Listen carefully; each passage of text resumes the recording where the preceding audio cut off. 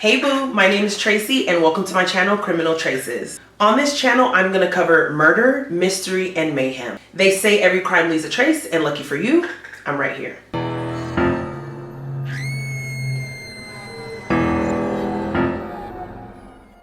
In 1955, Emmett Till was 14 years old, a boy full of life, curiosity, and dreams, when his name became a symbol of a nation's deep-rooted racism and injustice. What happened to Emmett Till wasn't just a tragedy. It was a moment that shook America, especially Black America, to its core, and ignited a new wave of the civil rights movement. Behind the headlines, behind the history books, was a real person, a real child, a son, a friend, someone whose life was stolen by hate. As we honor Black History Month, I want to share his story. The innocence he carried, the horrendous crime that took his life, and the unwavering courage of his mother, Mammy Till Mobley, who ensured the world would never forget. Emmett's story is not just history, but a call to reflection, justice, and action that still echoes today.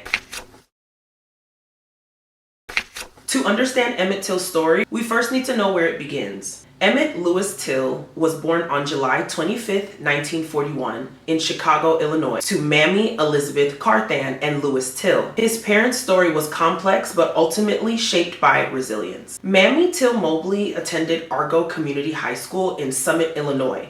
She made history by becoming the first Black student to graduate at the top of her class, only at 15. While graduating at 15 was not unheard of at the time, it wasn't very common. In the early to mid 20th century, it was more common for students to complete their schooling earlier if they excelled academically or if the school system allowed them to skip grades. In Mammy's case, her intelligence and determination likely contributed to her accelerated academic progress, especially during a time when opportunities for Black students were so limited. At the age of 16, Mammy married Emmett's father, Louis Till, and became pregnant by the age of 17. During their marriage, Louis was reportedly abusive. So when Emmett was just a few months old, Mammy filed a restraining order against Louis due to his physical violence and mistreatment.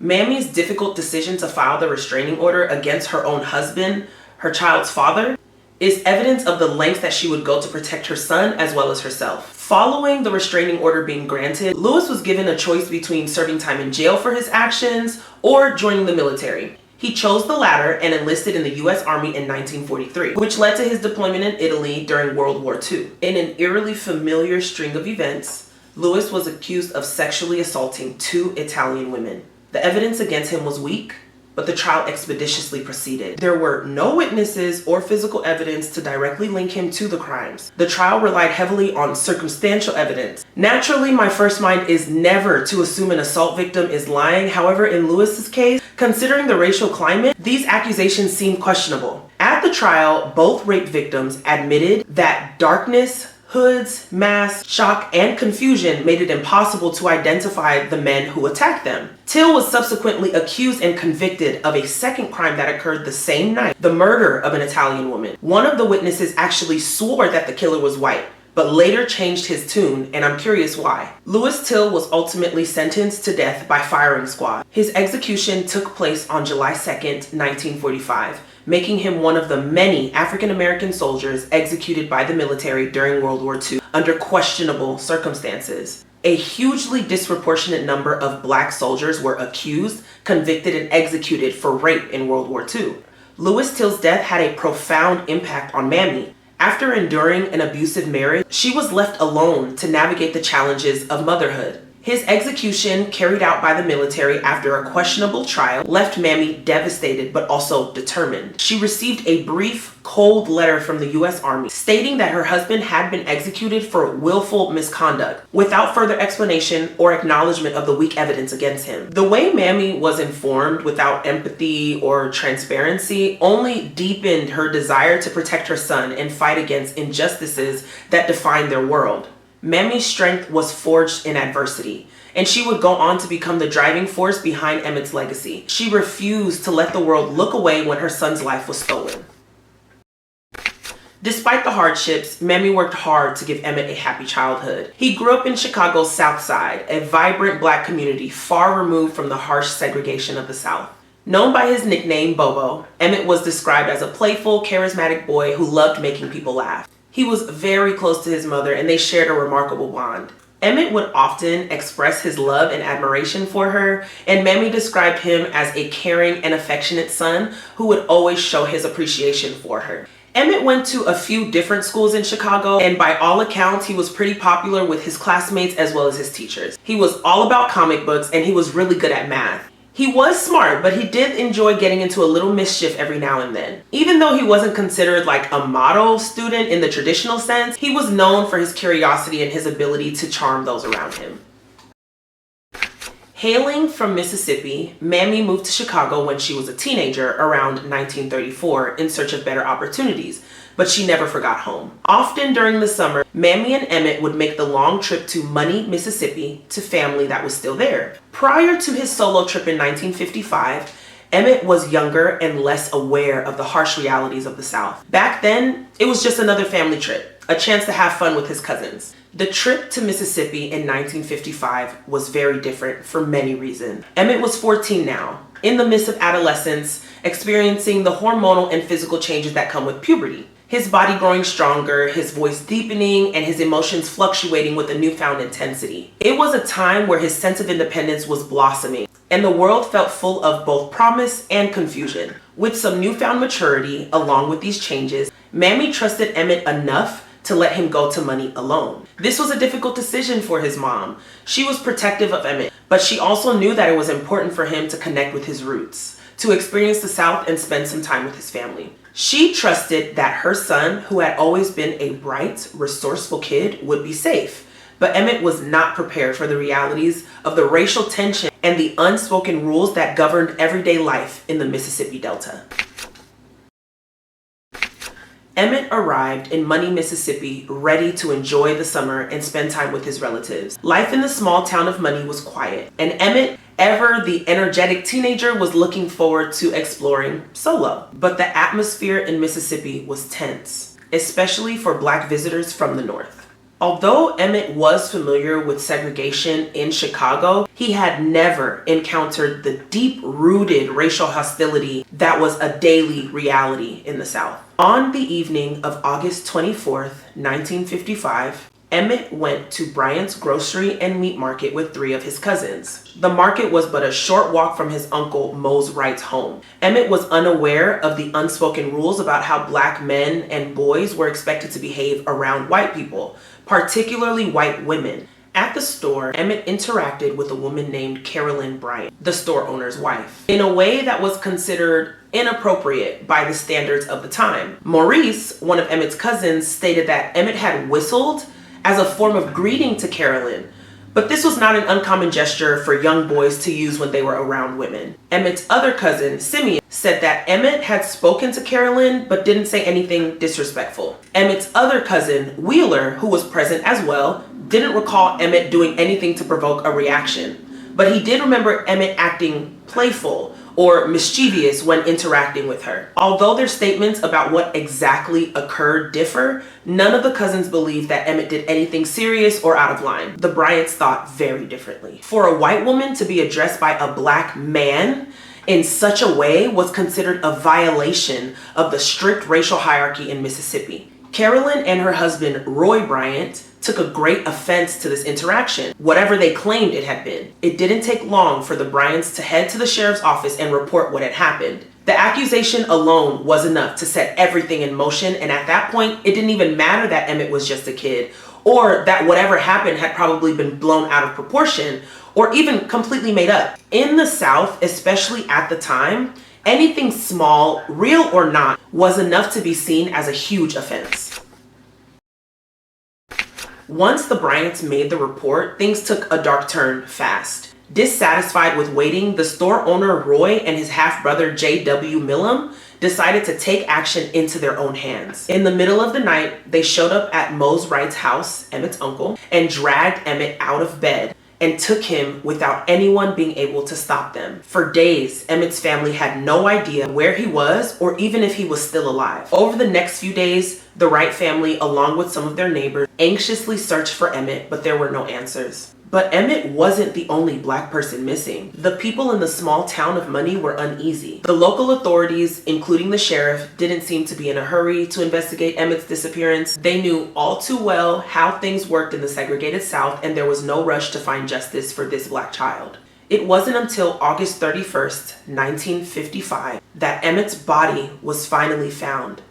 Two boys were out fishing in the river when they noticed something floating. Curious, they went over to check it out, and that's when they saw the body. Scared, they ran straight to the sheriff, and the authorities pulled the body from the river, and it was badly decomposed. It's actually a common misconception that Emmett's body was burned. I was one of those people that thought he was, and burned.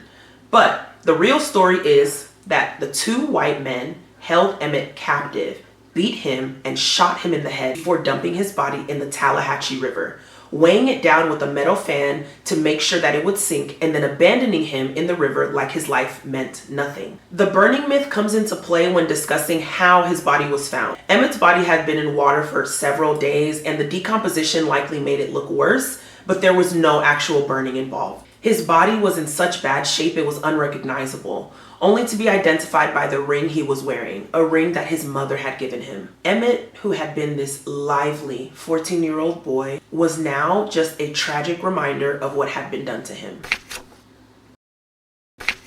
As you can imagine, the family was devastated. But the fight for justice was just beginning. The sheriff and local authorities were quick to call it an accident. Of course, just another tragic case that could be brushed to the side. Likely story. For a force of a mother like Mammy Till Mobley, that wasn't going to be the end of her son's story. Despite the gruesome and appalling state of Emmett's body, Mammy made a courageous decision. She insisted on holding an open casket funeral in Chicago. To make sure that his death wasn't swept under the rug, she said, "I wanted the world to see what had happened to my boy." Mammy wanted to ensure that the world saw the brutality of racism and the violence that had been done to her son. Her decision to show his body in such a raw, unfiltered way played a key role in drawing national attention to the case and helping galvanize the civil rights movement. His murder became a catalyst for change. The images of Emmett Till's open casket funeral published in Jet magazine were impossible to ignore. The world saw the brutality he'd endured, and the shock and outrage sparked by those images began to spread like wildfire. It wasn't just a death. It was a symbol of the deep, pervasive racial violence that Black Americans faced in the South. People that had previously been unaware or indifferent to the horrors of segregation were now confronted with the violent reality. Emmett Till's death became a rallying cry for justice, shifting the civil rights movement into higher gear. The images of his body were shared far and wide, making Emmett a martyr in the eyes of many, a symbol and evidence of what happens because the system fails Black people. Emmett's death inspired many to take a stand. Rosa Parks would later cite Emmett's murder as one of the key reasons she refused to give up her seat on the segregated bus in Montgomery, Alabama. Dr. Martin Luther King Jr. found Emmett's case to be an important turning point in the fight against racial injustice. In her memoir, I Know Why the Caged Bird Sings, Maya Angelou mentioned how his death marked a turning point in her understanding of racial injustice. Fannie Lou Hamer often cited Emmett's murder as a pivotal moment that sparked her commitment to activism, particularly in the context of confronting violence and voter suppression in the South. For those Black leaders and many others, Emmett's death was a wake-up call in the fight against racial injustice. His murder and the trial that followed fired up a whole generation of activists, pushing them to take on the deep-seated racism in the South and setting the stage for the civil rights movement to gain even more momentum. Emmett's death didn't just create shockwaves in the US. Internationally, the story spread. For many around the world, it was a stark reminder that the horrors of racism were not just limited to the US, but tied into larger global struggles for basic human rights. But Trace, wasn't there a trial? Weren't these men convicted? Let's get into it. So after Emmett's body was found, the trial of Roy Bryant and J.W. Millam was set in motion. This trial took place in September of 1955, just a few weeks after his death. And to be honest, it was a mess from start to finish. The whole thing was basically a show trial. There wasn't really any doubt about how it was gonna go down. First off, let's talk about the evidence. There wasn't much of it. The body was badly decomposed, so they couldn't really get a clear cause of death. Emmett's face was unrecognizable, but he was able to be identified by the ring his mother gave him. Yet the defense still tried to argue that it wasn't really him in the first place. They even brought up the bogus idea that Emmett might have just drowned. Anything to deflect. But the biggest issue? There were no witnesses. No one who could place Emmett at the scene of the crime as the Bryants claimed. The only real evidence was the testimony of the two white men who kidnapped him, but their stories were full of holes. They tried to make it seem like Emmett was the aggressor, that he had threatened Carolyn, but none of that made sense. Even Bryant's own testimony was shaky and contradictory. Simeon, Wheeler, and Maurice, Emmett's cousins who were there at the store with him, were not put on trial as witnesses. They say that this is because the focus of the trial was on Roy Bryant and J.W. Millam, the men accused of kidnapping and murdering Emmett, not on the incident that supposedly occurred to cause the crime. The trial itself was a miscarriage of justice. The Southern justice system during that time was highly racialized, and Black people were rarely seen as credible witnesses. The system was more interested in defending the rights of white men than holding anyone accountable for the violence that they committed against Emmett, a 14-year-old Black child. In the end, it came down to the fact that these two white men were going to walk free, no matter how flimsy their defense was. The jury, made up of all white men, of course, deliberated for an hour and came back with a not guilty verdict. The whole thing was a slap in the face to Emmett's family and to everyone hoping for justice. After the controversial publication of The Blood of Emmett Till by historian Timothy B. Tyson, Emmett's case was actually reopened. The 2004 reopening was mainly due to the civil rights advocates, historians, and journalists pushing for accountability. The original investigation in 1955 was incredibly flawed, and there was a belief that the truth had been swept under the rug. Once the case was reopened, federal investigators conducted a new examination of the facts. They reviewed old evidence, re-examined historical documents, and interviewed people who might have had knowledge of the events surrounding Emmett's death. This included revisiting witness statements and looking into the actions of Rob Bryant and J.W. Millam, as well as the involvement of others in the town of Money, Mississippi. However, the investigation had a number of challenges. 1, key witnesses were either dead or impossible to locate. 2, the evidence was scant, especially because Emmett's body had been so badly decomposed when it was discovered. 3, there were no new witnesses willing to come forward with any substantial testimony to push the case further. As a result, despite the efforts of the investigators, they did not bring new charges against anyone, as there was not enough evidence to pursue a prosecution. The Justice Department officially closed the case in 2007, citing that the suspects Roy Bryant and J.W. Millam were both dead, and there was insufficient evidence to charge anyone with Emmett's murder. Before I wrap this up, I have one more bomb to drop. If you didn't know, in 2008, just a year after the case was officially closed for the second time, Carolyn Bryant, the white woman at the center of it all, finally admitted that she had exaggerated parts of the story. She confessed that Emmett never grabbed her or made any sexual advances towards her. She said that the version of events that she shared in 1955 wasn't true. Her admission was a huge revelation, but it came way too late to bring justice for Emmett. Emmett Till's story, though marked by savage tragedy, sparked a movement that changed the course of history. His death put the harsh realities of racism in America on Front Street and ignited the fire for civil rights movements around the world. While justice was never fully served, I speak his name because his mother, Mammy Till Mobley, fought to ensure it was never forgotten. Because Emmett can no longer speak for himself, his memory must be carried by us all, reminding each other of the injustice he faced and the change his death sparked.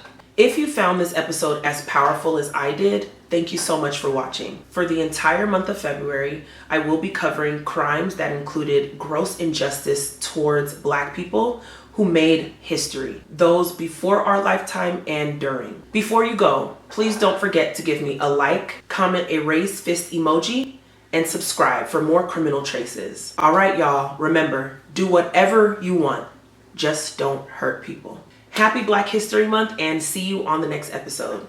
Bye. Ugh. Whew, girl, okay. my God. Against her own husband. There were no, oh my God! Stating that her husband, who had always been a bright and resourceful,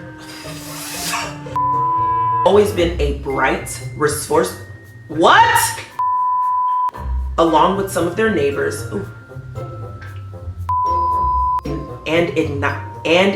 what the fuck? That was good. Good job, girl.